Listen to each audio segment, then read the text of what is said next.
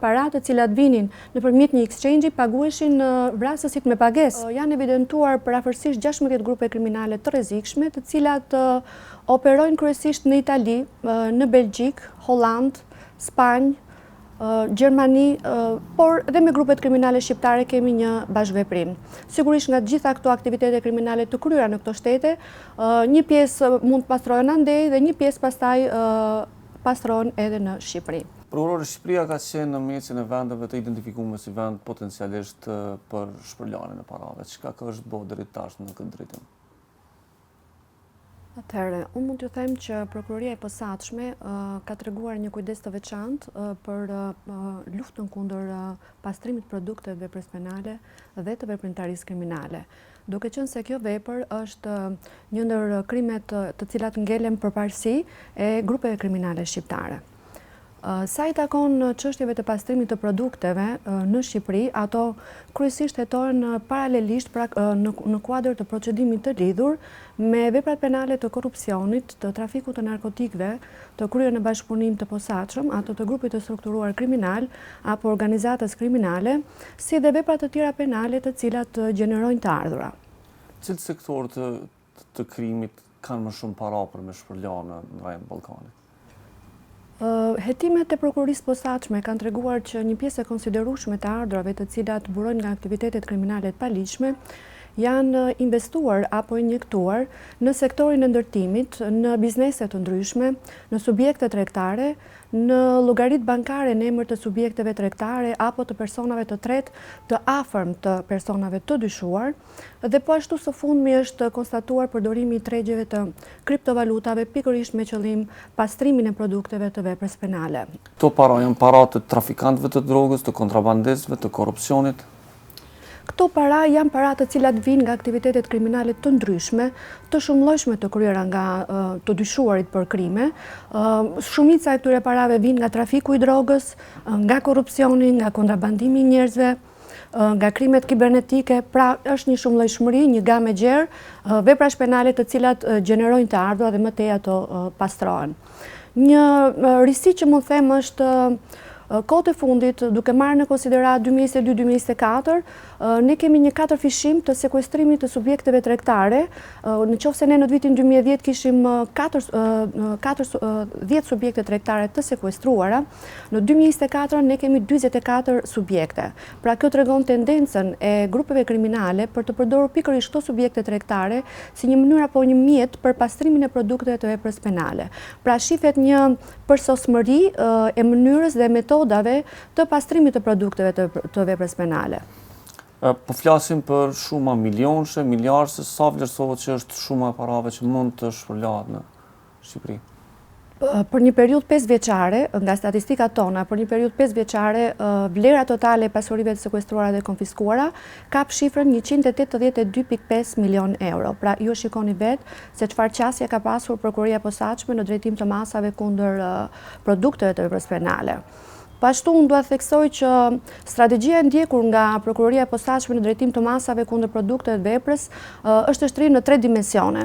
Pra, së pari, në sekuestrimin dhe konfiskimin e produkteve të veprës penale, në konfiskimin e vlerës, në konfiskimin e baraz vleftës, pra vlerës ekuivalente, dhe së treti, në aplikimin e ligjit 1092 datë 3/12/2009 për parandalimin dhe goditjen e krimit të organizuar, trafikimit, korrupsionit nëpërmjet masave parandaluese të pasurisë, siç quhet ndryshe ligji antimafia. Dhe sigurisht kjo qasje ka sjellë atë rezultatin që unë ju thash pak më përpara, vlera 182.5 milion euro, mendoj që nuk është një vlerë e vogël dhe që duhet marrë në konsiderat në punën e kësaj prokurorie. Nga cilat vende llogaritet që vijnë paratë e kundërligjshme që shpërlahen në Shqipëri?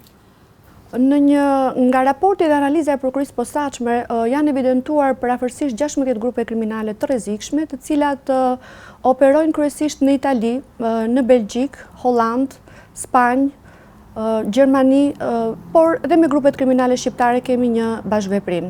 Sigurisht nga gjitha këto aktivitete kriminale të kryera në këto shtete, një pjesë mund të pastrohen andej dhe një pjesë pastaj pastrohen edhe në Shqipëri. Dhe ne kemi pasur shumë kërkesa nga autoritetet të huaja, të cilat procedojnë shtetas shqiptar për veprat penale të ndodhura jashtë territorit të Republikës së Shqipërisë, dhe ne fillojmë këtu hetimin pasuror dhe sekuestrimin e aseteve kriminale që janë produkt i veprimtarisë kriminale. Nga hetimet që i keni pas deri tash, këto grupe, këto 16 grupe, a kanë pas lidhje edhe me grupet të cilat kanë bazë në Kosovë ose kanë veprimtari në Kosovë?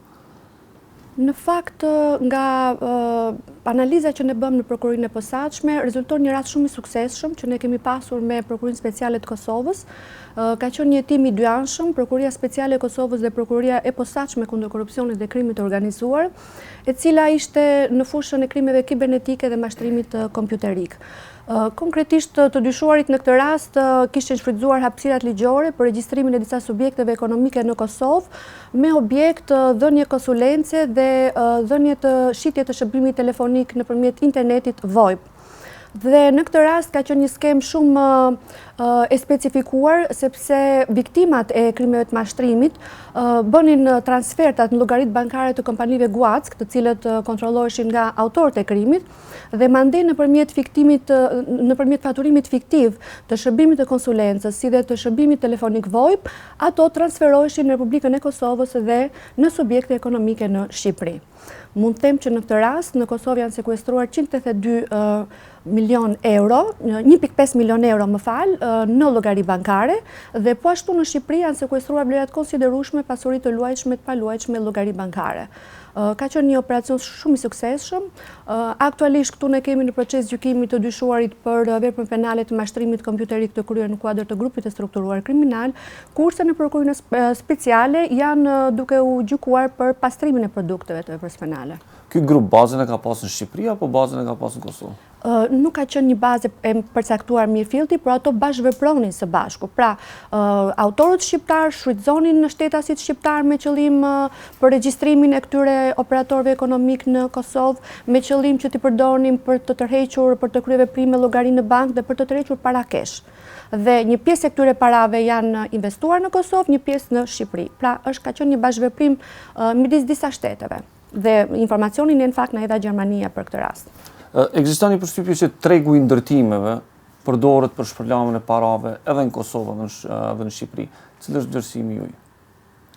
Nuk është një përshtypje, por është një realitet në fakt, sepse hetimet tona kanë treguar dhe hetimet e fundit, sidomos dhe nëpërmjet të dhënave që ne kemi marrë nëpërmjet SkyCC, janë evidentuar dukshëm që një pjesë e parave që vijnë nga aktiviteti kriminal janë investuar pikërisht në këtë fushë. Pra, ne kemi parë dhe kemi sekuestruar njëkohësisht biznese, kompani ndërtimi, të cilat janë të financuara dhe ushqehen, le të themi, me parat e ardhura nga aktiviteti kriminal. Është një gjë e dukshme konkrete në Prokurorinë e Posaçme, për cilat ne kemi operuar me sekuestrim. Si zhvillohet procesi, si futen parat e krimit në sektorin e ndërtimit? Çka e mundson këtë proces? Tani fillimisht në sektorin e ndërtimit apo në subjekte tregtare, pikërisht kjo është ajo metoda e sofistikuar që unë thash që përdoret, sepse në pamje të parë këto veprojnë si kompani të ligjshme. Pra, është një kompani ndërtimi apo një subjekt tregtar i cili është i ligjshëm në pamje të parë, por duke u injektuar para nga jashtë, nga subjektet kriminale, fusin para kesh nga jashtë, atëherë aty bëhet pak problematike situata, sepse duke u injektuar para episët, duke u pastruar nëpërmjet aktivitetit të këtyre kompanive tregtare, kërkon një punë të mirëfillt hetimore me qëllim që të evidentohet aktiviteti i kësaj kompanie apo i këtyre bizneseve tregtare. Sepse ato bëjnë balancat këto pasqyrat financiare, balancat i bëjnë në rregull sipas pikpamjes tyre, por ne duke patur prova të tjera, të cilat provojnë që këto të ardhura nuk janë si rezultati i aktivitetit normal të kësaj shoqërie, por kanë ardhur si rezultati i induktimit në të ardhurave të ardhura nga aktivitete të paligjshme. A ekziston rrezik që parat të Shqipërisë, të krimit organizuar prej Shqipërisë, më investu në Kosovë në sektor të ndërtimit sidomos?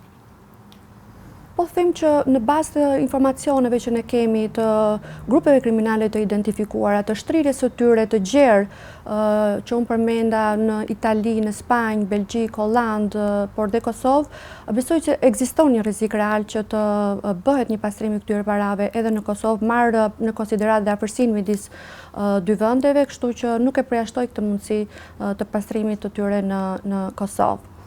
Po ashtu ne kemi pasur dhe anasjelltas një rast të një shteta si Kosovar, i cili ishte proceduar në Gjermani për veprën penale të trafikut të narkotikëve në kuadër të grupit të strukturuar kriminal. Dhe këtu në Shqipëri kishte investuar para të gjeneruara nga aktiviteti kriminal në Gjermani. Tashmë ne kemi hapur një procedim pasuror në kuadër të ligjit antimafia dhe janë sekuestruar një numër i konsiderueshëm pasurisht palujshme, të luajtshme, llogari bankare dhe procesi është ende në gjykim. Për memrime luftu shpërlavjen e parave do të me pas bashkëpunim të strukturuar midis dy shteteve ose midis gjithë rajonit. A mbrin Republika e Shqipërisë me pas bashkëpunim të mirë me Republikën e Kosovës në drejtim të përcjelljes së aseteve, në drejtim të hetimit të secilit rast të dyshim të shpërlarjes parave? Patjetër, unë përmenda si një rast tipik rasti në Fjalë, i cili ka qenë një bashkëpunim tepër i suksesshëm dhe i frytshëm midis Prokurisë Speciale dhe Prokurisë Kosovës, por sigurisht ne kemi dhe raste të tjera, jo vetëm për kuadër të pastrimit të produkteve të veprës penale, ne kemi dy skuadra të përbashkëta hetimore të nënshkruara midis Prokurorisë Kosovës dhe Prokurorisë së posaçme kundër korrupsionit dhe krimit të organizuar, dhe bashkëpunimi ynë ka qenë dhe vijon të mbetet shumë i ngushtë dhe shumë i frytshëm midis dy shteteve. Përpos sektorit të kriptovalutave dhe sektorit të ndërtimit, në cilët sektor të tjerë ekonomik ju keni identifikuar që ka potencial dhe rrezik për më shpërla parat? Pra, në ndërtim kryesisht në biznese, subjekte tregtare, llogaritë bankare janë një tjetër aset që përdoren për të fiktivisht në emër të subjekteve tregtare apo fiktivisht në emër të personave të tretë të lidhur me personat e dyshuar. Pra ata jo gjithmonë i hedhin pasuritë në emër të tyre sepse e dinë rrezikun që këto pasuri një ditë do të identifikohen dhe do të sekuestrohen, por përdorin të trikun që i vendosin në emër të familjarëve të tyre, personave të afërm, me qëllim që të mbulojnë origjinën e tyre të palishme. Por sigurisht hetimet evidentojnë, shtrihen gjerë dhe duke parë për shembull në një hetim që një person i tretë i lidhur me një person X të dyshuar nuk ka pasur mundësi financiare të krijojë ato pasuri, atëherë dukshëm del që kjo është një le të themi regjistrim fiktiv në emër të këtij personi. Pra çështja e hetimit pastaj për të identifikuar dhe sekuestruar këto asetet palishme që vijnë nga aktivitetet kriminale. Nga hetimet të cilat ju i keni pas, a ka rezultuar në ndonjë rast ku pasuria ka ardhur prej jashtë vendit, është investuar në Shqipëri dhe është rieksportuar prapë në vendet prej ka ardhur, Itali, Gjermani, Belgjikë etj. Flasim për fenomenin e rikthimit të parave të krimit në zona ku është përfituar. Ne kemi pasur një rast kur autoritetet e huaja kanë kërkuar sekuestrimin e pasurisë me anë të ligjit antimafia, por në këtë rast, në bazë të këtij ligji, nevojitet një marrëveshje midis dy shteteve për të përcaktuar se si do të ndahet kjo pasuri. Pra nëse bëhet fjalë për pasuritë paluajtshme, duhet të bëhet një marrëveshje konform ligjeve dhe konventave për ndarjen dhe përqindjen e caktuar që do t'i kalojë shtetit kërkues dhe shtetit ku është investuar pasuria. Dhe pastaj është çështje se si vendoset midis dy shteteve për të proceduar më tej me këtë problematikë. Por unë mendoj që nuk është kjo problematika kryesore, sepse kur vjen puna që kemi diskutuar me shtetet të huaja, ato vërtet interesohen që për pjesën e tyre, por në fundit qëllimi final i goditjes së produkteve të veprës penale është realizuar dhe nuk ka rëndësi se u godit këtu apo u godit në Itali apo në Kosovë. Ne mendojmë që qëllimi ynë i përbashkët për luftën kundër pastrimit produkteve është realizuar. A ka prova që parat janë kthyer në vendet prej ka kanë ardhur, në format të investime, në investime kapitale, në qarkullime bankare etj. Ose eksportimi i parave për në zona të tjera ku njihen si shell shtetet? Patjetër, nëpërmjet përdorimit të këtyre bankave të kriptomonedave, ka ndodhur një fenomen i tillë i transferimit të parave jashtë dhe brenda vendit me qëllim kryerjen e transaksioneve të ndryshme për blerjen e lëndës narkotike apo për kryerjen e krimeve të ndryshme. Për shembull, ne në një operacion që patëm përdoreshin një exchange për të kaluar para në momentin kur të dyshuarit nuk ishin, dhe ato përdoreshin sikundër ne evidentuam më vonë për vrasje. Pra parat të cilat vinin nëpërmjet një exchange paguheshin vrasësit me pagesë. Kështu që dhe shumëllojshmëria e investimeve që këta persona kryejnë. Në mentalitetin e Ballkanit ekziston një përshtypje që shpërlarja e parave ka me sjellë zhvillim. Unë nuk e mendoj që shpërlarja e parave sjell zhvillim, sepse Shpëlarja e parave dëmton tregun ekonomik të lirë, pra ti duke futur para të ardhur nga aktiviteti kriminal, ti dëmton atë biznesmenin e ligjshëm, e ndershëm, i cili është duke punuar me forcat e tij, le të themi. Dhe këto para të cilat induktohen nga jashtë, sigurisht prishin ekuilibrat e ekonomisë së lirë dhe të biznesit. Pikpamja ime kjo.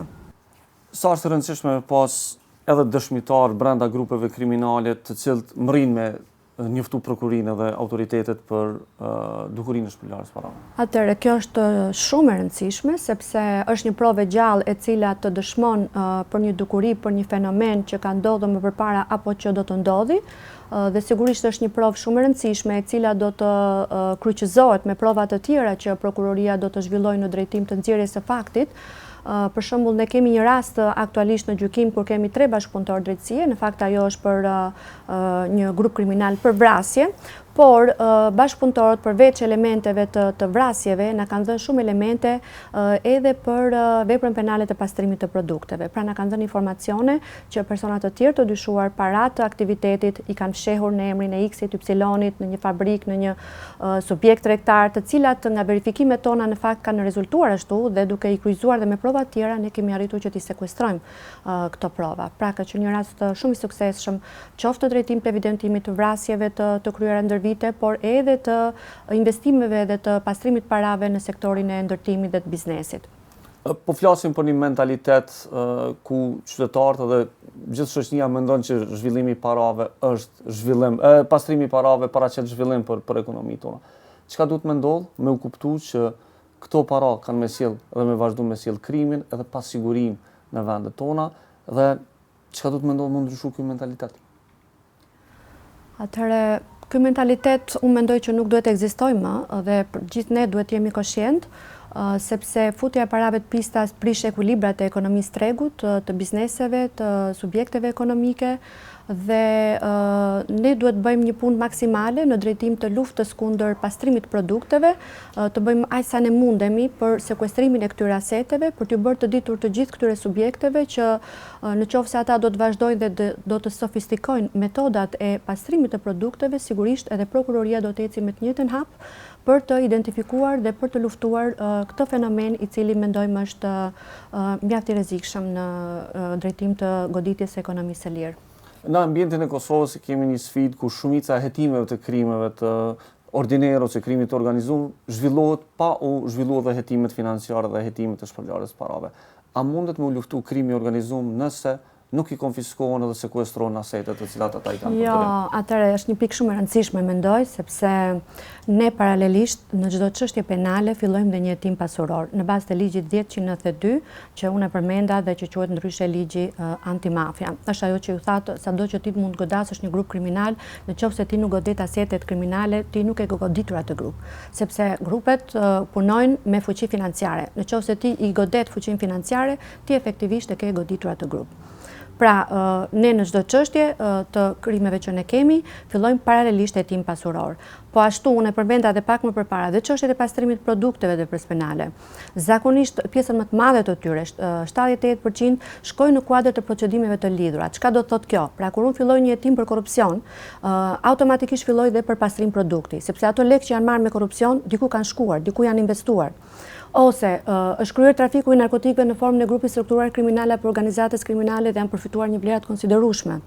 Atëherë fillohet edhe hetimi për pastrim të produkteve, sepse këto vlera diku janë investuar. Dhe në fakt ne kemi pasur sukses në këtë drejtim. Kjo qasje që ne kemi pasur me këtë strategji ka dhënë rezultate shumë pozitive në drejtim të sekuestrimit të aseteve dhe të luftës kundër pastrimit të produkteve dhe veprës penale.